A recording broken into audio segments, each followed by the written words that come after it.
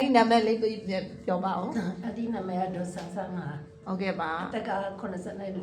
ပြည့်ပါပြီဟုတ်ကဲ့ငကူကကြတော့ကိုယ့်ရဲ့ professional လမ်းကြောင်းကသူနာပြုဆရာမကြီးเนาะ နာပြုဆရာမကြီးနေစားပါ ဟုတ်ကဲ့ပါအိမ်တော်ဆိုလို့ရှိရင်လေကိုယ့်ရဲ့ခင်မွန်းနယ်ကဆရာဝန်ကြီးเนาะ ဆရာဝန်ကြီး ဒီကုန်းသားလီနီကိုချိတ်ဖြစ်သွားတဲ့ရွယ်ချက်ကလေဘာကြောင့်ချိတ်တာလဲဆိုတာလေးပြောပြပေးပါဦး ဒီကုန်းနာလေးကိုလူတိုင်းမှာဒီရတယ်ရှိတယ်တမအခုတမဆက်မနဲ့မတွေ့မှာဒီကုန်းနာလေးကိုဖွင့်လို့ရတယ်ဆိုတာဟောသိတာသိတဲ့အခါကျတော့ဒါဖွင့်လို့ရှိရင်ကိုလောက်ရမယ်တရားလို့ကို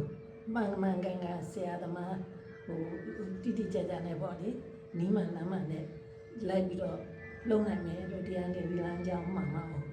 ကျင့်နိုင်မယ်လို့သိလာတော့လုပ်ဖြစ်တာဟုတ်ဒါဆိုအန်ဒီကတော့တရားရဖို့အတွက်ရည်ရွယ်ပြီးလုပ်ဖြစ်တာပေါ့နော်အဲ့လိုလှုပ်လိုက်တဲ့အခါကျတော့ session ပဲနဲ့ချိန်လောက်ဖြစ်သွားတာလေစုစုပေါင်း6ချိန်ပေါ့ဟုတ်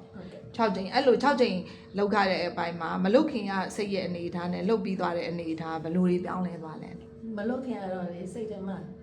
ဟုတ်ပါမလားတမျိုးပဲလေဘာတွေများဖြစ်မလဲကိုအဲ့လိုပေါ့တမျိုးပေါ့လေဘာတွေများဖြစ်မလဲဆိုတော့စိတ်ထဲကတော့တမျိုးပဲပေါ့လေအခုဟိုနေတစ်ဆက်ရှင်တစ်ခုပြီးသွားတဲ့အောင်လူကပေါ့လာဟုတ်နောက်ပေါ်စိတ်ဆင်းရဲတာတွေဟိုတော့ကဖြစ်စရာတွေအားလည်းတဖြည်းဖြည်းနဲ့ပေါ့သွားတယ်ဟုတ်အခုဆိုပို့တော့ဒီနေ့ဆိုရင်အကုန်လုံးလှုပ်ချလိုက်တာပေါ့နော်ဟုတ်ကိုသွားမယ်တရားလမ်းကြောင်းကိုလည်းသိသွားပြီလားသိသွားပါပြီဟုတ်ကဲ့နောက်ကိုယ့်ရဲ့တေချာလောက်ရမယ်ဟိုတင်ပေးမယ်ဆရာပေါ့နော်ဆရာတခင်ကိုလည်းကိုကသိသွားတယ်တရားလမ်းပြမယ်နောက်စားအားထုတ်ရမယ်အချိန်နေရာတွေလည်းသိသွားတယ်နောက်ထူးခြားကြောင့်အန်ဒီက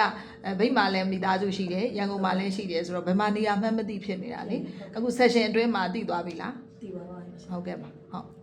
အန်ဒီအနေနဲ့ရောတခြားသူတွေကိုပြောချင်တဲ့အပိုင်းလေဘာတွေများမျှဝေချင်လဲပေါ့တခြားသူတွေကိုဗီဒီယိုလေးကြည့်လိုက်တဲ့အခါသူတို့အတွက်ဘယ်လိုလေး message လေးပေးချင်လဲဟုတ်အန်ဒီနေနဲ့ဒီကုန်းနဲ့နီနီကိုဖွင့်စေချင်ပါတယ်ဘာလို့ဆိုတော့အန်ဒီကိုယ်တိုင်ခံစားရတဲ့အတွက်မို့တော့ကတွေလည်းပြည်တယ်နောက်ကိုအသက်အရွယ်ရလာတဲ့အခါပို့ပြီးတော့နီးမှန်လမ်းမှန်နဲ့တရားလမ်းကြောင်းကိုရှောက်လန်းနိုင်တဲ့အတွက်ဒါအားလည်းဝန်တာပါတယ်လူလည်းပေါ့ပါပါတဲ့အတွက်ကြောင့်မို့လို့လူတိုင်းကိုမျှဝေချင်တာတော့ဒီကုန်းနဲ့နီနီကိုဖွင့်စေချင်ပါတယ်လို့ပြောချင်ပါတယ်ဟုတ်ကဲ့ပါကျေးဇူးတင်ပါတယ်အဲ့ဒီအများဆုံးတရားလူတရားမြန်ရရှိပြီးတော့ရီမတ်နဲ့လမ်းကြောင်းအောင်မြင်ရှောက်လန်းနိုင်ပါစေရှင်ဒီဆိုရင်တော့လည်းပြည့်စုံပါပါစေဟုတ်ကဲ့ပါ